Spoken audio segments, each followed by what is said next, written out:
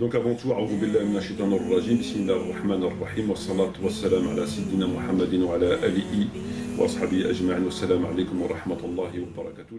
رسول رسول رسول رسول نبي نبي نبي نبي رسول رسول رسول رسول نبي نبي نبي نبي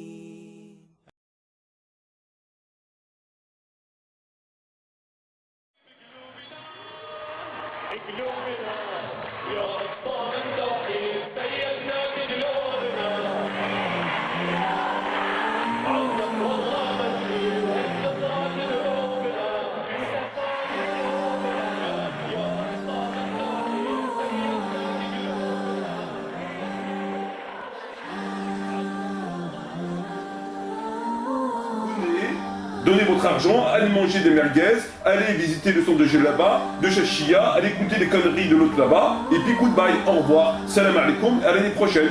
Et l'année prochaine, c'est avec la même. Et pendant ce temps-là, le monde mécréant évolue, parce que seul l'animal n'évolue pas. Merci infiniment Hassen Chalgoumi. Je rappelle votre livre Pour l'islam de France avec la collaboration de Farid Hanash, le Cherche Midi. Vous avez compris que c'est un discours qu'on n'a pas forcément l'habitude d'entendre dans la bouche d'un grand représentant de l'islam en France. Merci infiniment. Est-ce que vous pouvez, pour terminer, regarder la caméra ici et dire tout de suite d'autres infos sur la chaîne Info, cette caméra-là.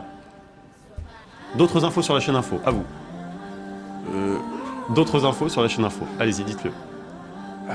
Et voilà l'objectif de leur bordel, de leur marché et de leur mosquée, c'est exactement ça. Tu prends ce que eux, les koufars, ils ont fait, et tu prends eux ce qu'ils ont fait. Voilà pendant 30 ans ce que l'UEF a fait à travers son truc. Voilà le résultat. C'est quoi le résultat? Rien.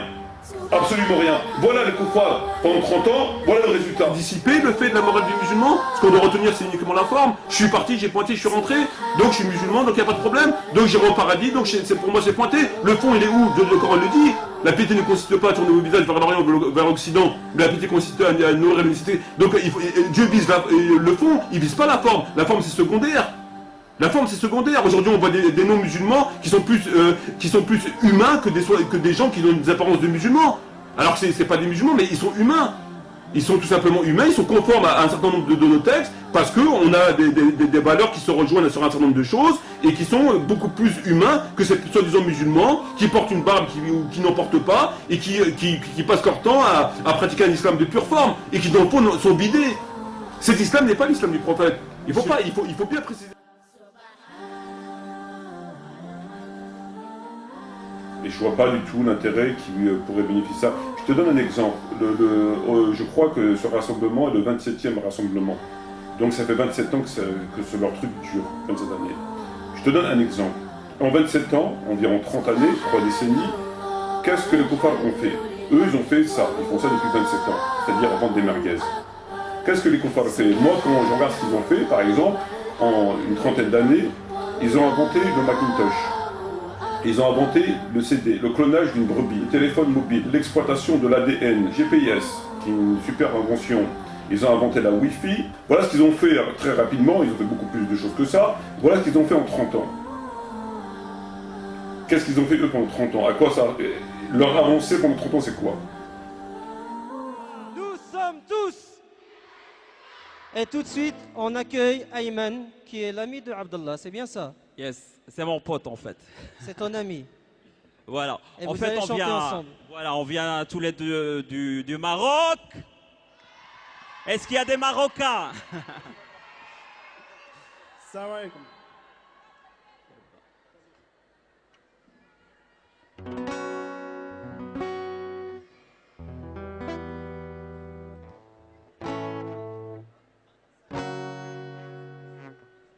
لو في يوم كان الحلم علمتني وتايه لوحدك مش لاقي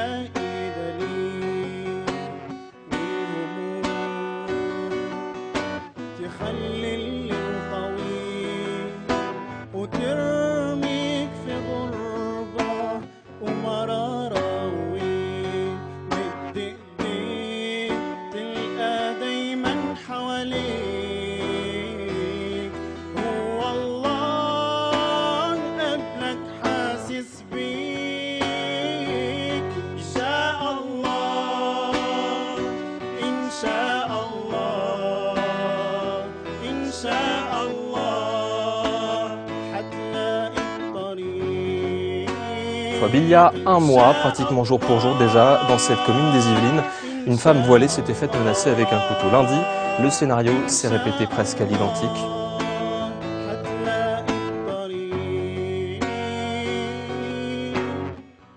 On n'agit pas sur la cause, on agit sur les conséquences. Lorsque tu vis sur un territoire non géré par l'islam et que tu es en plein dans le haram, il y a forcément des conséquences. Donc ça fait partie des conséquences. Donc maintenant, se tourner vers ça, se préoccuper de ça, moi je veux bien, mais si tu te préoccupes de ça et tu occultes le reste, il y a un problème. Et c'est ce qui se passe. وخافت قلوبنا ما تقدر تتوب وتشكي الروح ومي بالسر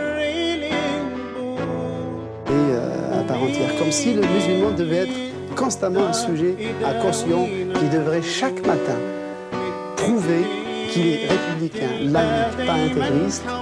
Et c'est amusant et en même temps parfois un peu irritant de voir qu'on n'en sort pas depuis 1870.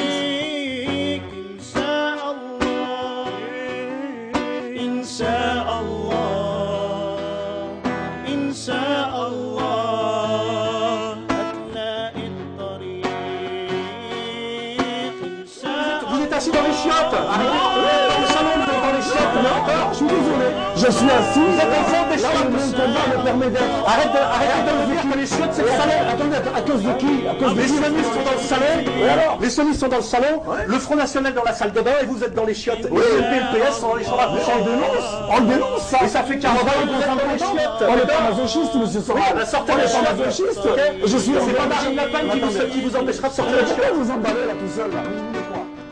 إن شاء الله إن شاء الله هتلاقي الطريق إن شاء الله إن شاء الله إن شاء الله هتلاقي الطريق.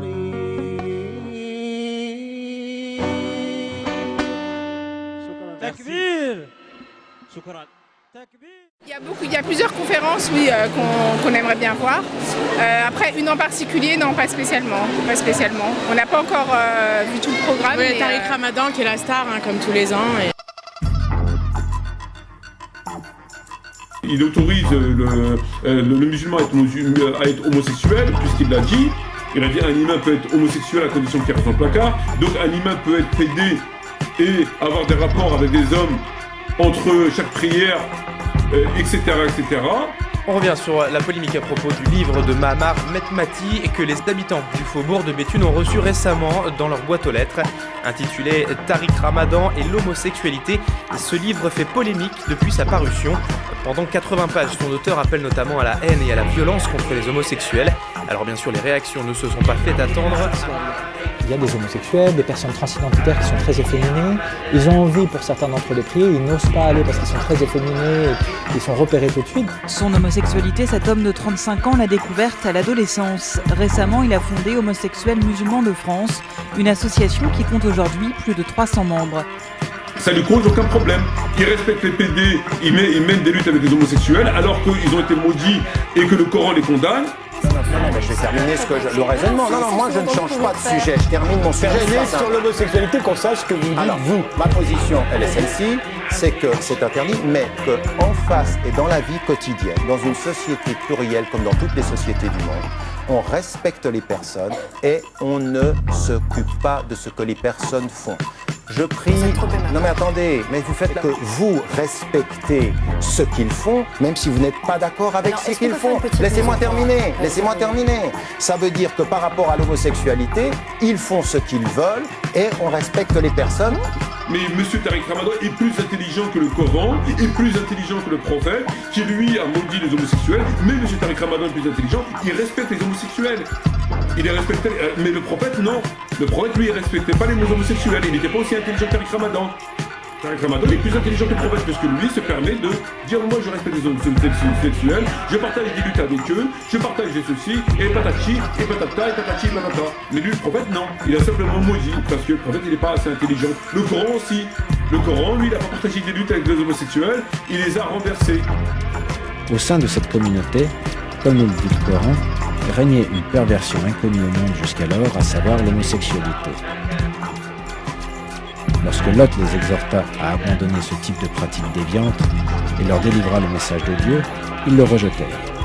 Ils refusèrent de souscrire à sa prophétie et s'obstinèrent à continuer dans la même voie. En conséquence, ils furent éradiqués de la surface de la terre par Dieu, qui fit s'abattre sur eux un terrible désastre.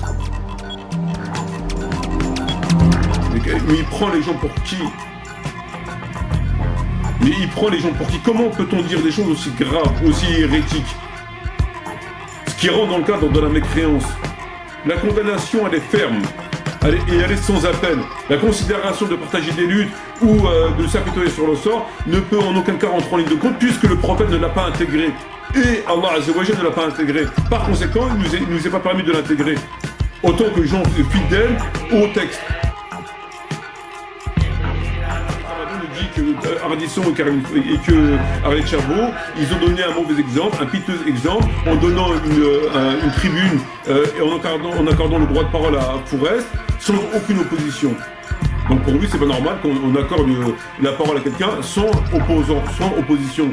Et lui, qu'est-ce qu'il fait de son temps? C'est exactement ce que je dis et que je répète depuis 20 ans. Mais comme avec le discours que je tiens, j'ai rarement eu en face de moi soit des personnes qui lisaient jusqu'au bout un livre, ou qui sortaient, j'espère, soit qu'ils aient jusqu'au bout de la démonstration, c'est-à-dire de montrer où est-ce que je tiens un double discours. On a dit Tariq Ramadan tient un double discours, il va parler en arabe dans les banlieues, j'ai demandé aux journalistes à l'époque, parler arabe dans les banlieues, allez parler en arabe dans les banlieues, vous allez vous rendre compte que je ne parle pas l'arabe, que l'arabe est une langue qui est aujourd'hui, qui n'est plus la leur. Et donc j'ai jusqu'à aujourd'hui, 25 ans plus tard, après mon engagement, jamais eu la preuve de ce double discours. Par contre, bien entendu, quand vous parlez à des auditoires et à des populations différentes, c'est-à-dire quand vous êtes en face d'étudiants, quand vous êtes en face de personnes qui ont des références musulmanes, vous utilisez d'autres références, mais le plus important c'est la substance, le contenu et l'objectif reste le même. Quand il parle à la télévision, est-ce qu'on lui met un opposant? Quand il parle dans cette conférence, est-ce qu'on lui met un opposant? Quand il est là à faire des déclarations aussi graves que ça, est-ce qu'on lui met un opposant? Est-ce que lui, il accepte un opposant? Moi, je suis un opposant. Et j'arrête pas de le défier, il veut pas sortir de son trou. Alors qu'il arrête de faire mine d'être offusqué par cette infraction au bon déroulement des débats, à l'impartialité des débats, alors que lui, il passe son temps à fuir le débat et on n'a jamais un opposant, il passe son temps à dire des conneries, et personne ne te fait pas le parleur de la justice, de l'impartialité, de l'équité, alors que tu as un exemple de lâcheté et de magouille et de manipulation. S'il te plaît, ne nous prends pas que pour des cons. On est des musulmans, ne nous prends pas, notre prophète n'était pas un con. Alors évite de nous prendre aussi pour des cons. On a très bien compris ton jeu, on a très bien compris tes manœuvres. Si tu as encore un minimum de dignité, si tu restes encore un atome de dignité et d'honneur, viens me défier en face à face dans le public. Et je te lance un défi face à face. Et je te demande de sortir de ton trou, ça fait 5 ans que je te demande de sortir de ton trou. Alors fais un effort, sors de ton trou. Sors de ton trou, viens me défier.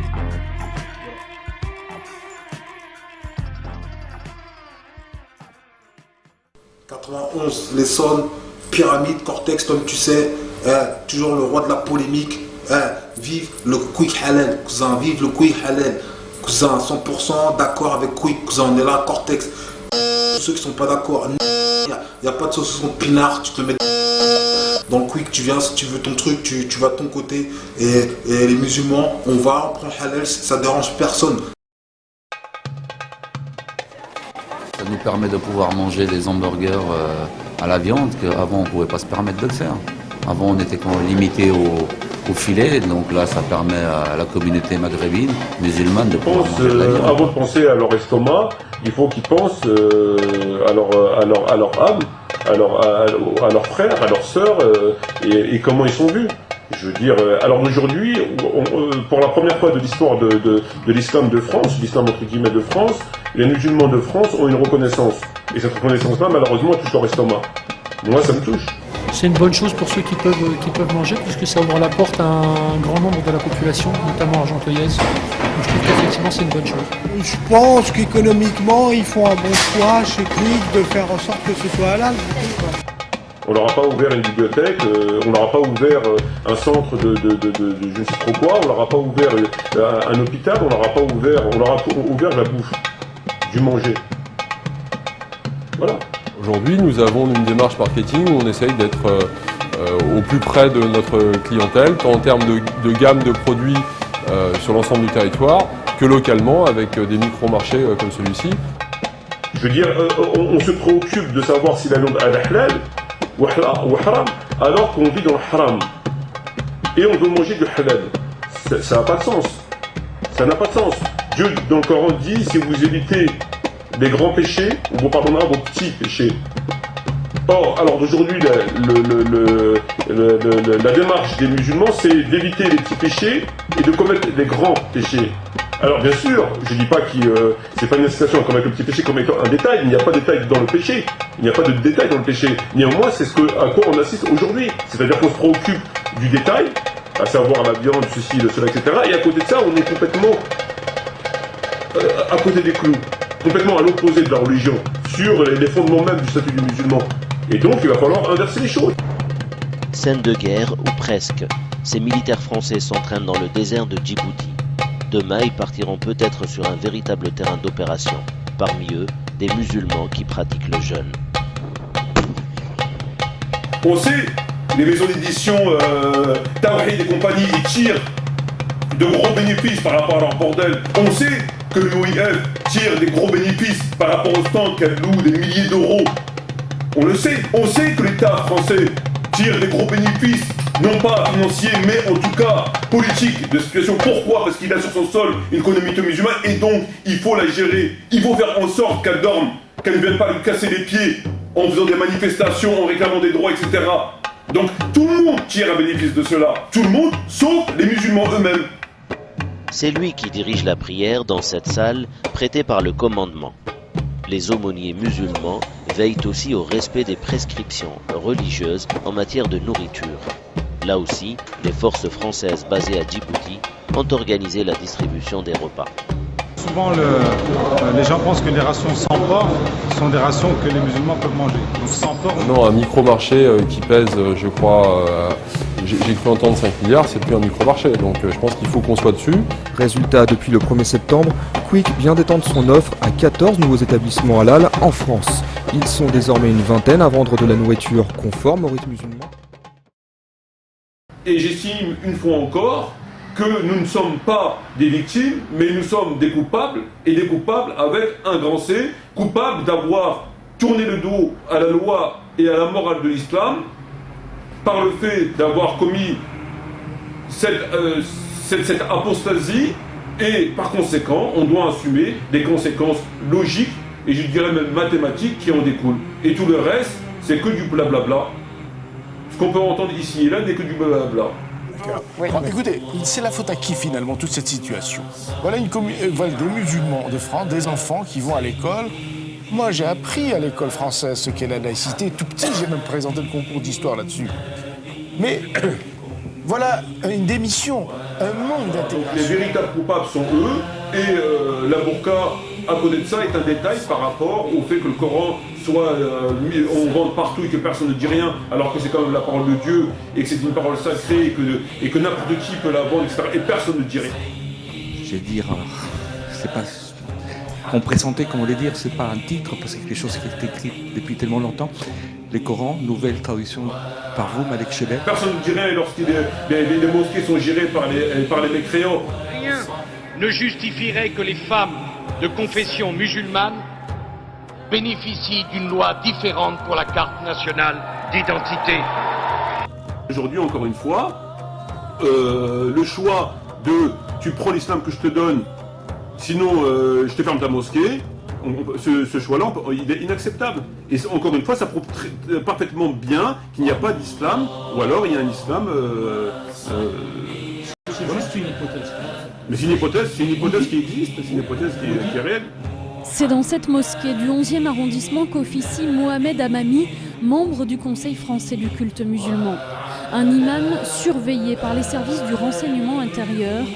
Claude Guéant justifie son expulsion par ses prêches contraires aux valeurs de la République. Donc je fréquentais les mosquées, j'allais dans les mosquées, etc., en pensant que c'était le vrai islam.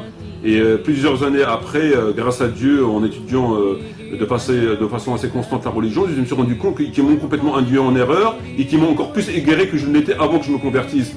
À partir de ce constat-là, il a un devoir pour moi de lutter contre cet égarement dans lequel on conduit des gens novices et des gens naïfs qui pensent avoir trouvé la religion en les faisant vivre un islam qui est un islam encore une fois qui est des 3 versets. Donc mon combat à moi consiste à dénoncer tout ça selon les écritures qui sont les nôtres et de le combattre. C'est la mission de tout musulman, je pense. Comme nous recevons des centaines, des milliers de messages de soutien, à notre tour, bi'idhnillah azza wa jal, de vous passer un message de soutien. Nous vous disons, patientez, accrochez-vous face aux épreuves, car nous savons que plus d'un et plus d'une personne parmi les croyants et les croyantes sont éprouvés. Patientez, ayyuhal ikhwat wal akhawat, et sachez que la mort est proche, mais bi'idhnillah azza wa jal, le paradis est proche. In kuntum mu'minin, si vous êtes des croyants véridiques, sincères qui ont patienté, on implore Allah azza wa jal de nous réunir tous et toutes dans son paradis auprès du prophète Muhammad alayhi afdalus salatu wa taslim. Et on vous informe, ayyuhal ahibba, avec toute sincérité, fa wa rabbil Kaaba, nahnu nuhibbukum fillahi azza wa jal, on vous aime en Allah azza wa jal, quand on déplaise aux jaloux bien sûr. Barakallahu fina wa fikum, wassalamu alaykum wa rahmatullahi. Ça veut dire que cette personne-là, elle a accepté, elle a fait serment d'allégeance à un gouvernement mécréant, en contradiction avec son enseignement, et a accepté de véhiculer, de propager un islam amputé d'un certain nombre de choses qui font la grandeur de la communauté, qui font la grandeur de la puissance de l'islam, qui font l'honneur de l'islam, qui font la puissance de l'islam, qui font l'autorité de l'islam, qui font l'avenir de l'islam. Et il est là pour les servir et pour pratiquer cet islam-là, des 3 versets-là. En France, on a besoin d'imams qualifiés, d'imams qui connaissent le contexte, d'imams qui connaissent l'histoire de la France, qui connaissent ce que c'est que la laïcité en France, pouvoir agir en tant que citoyen dans la fonction qui est d'imam. Aujourd'hui, pour devenir imam, il faut faire serment d'allégeance au gouvernement mécréant. À partir de ce constat-là, qui est un constat de fait que nul ne peut contester, on sait que l'imam, que le pseudo-imam est avant tout un serviteur de l'État dans lequel il vit, français, britannique, chinois, japonais, australien, etc., etc. Parler d'une manière et aussi séparer les religieux et la politique. Ça on sait très bien ici, il y a une montée religieuse. J'étais étonné quand j'ai vu l'image, un bus, au fond c'est des femmes et tout ça. Je dis attends, c'est des salafistes, des juifs, ça, c'est pas normal. Et là, à partir de ce constat-là, on sait que l'imam n'est plus un imam. C'est un imam, c'est une personne qui a apostasé sa religion, puisqu'il a fait serment d'allégeance au gouvernement, et par conséquent, faire serment d'allégeance au gouvernement, ça veut dire pratiquer son islam selon l'ordonnance du gouvernement, et non pas selon ce que Dieu lui demande de dire et de faire. La stricte observance des lois du pays où on réside, même si elles s'opposent au Coran.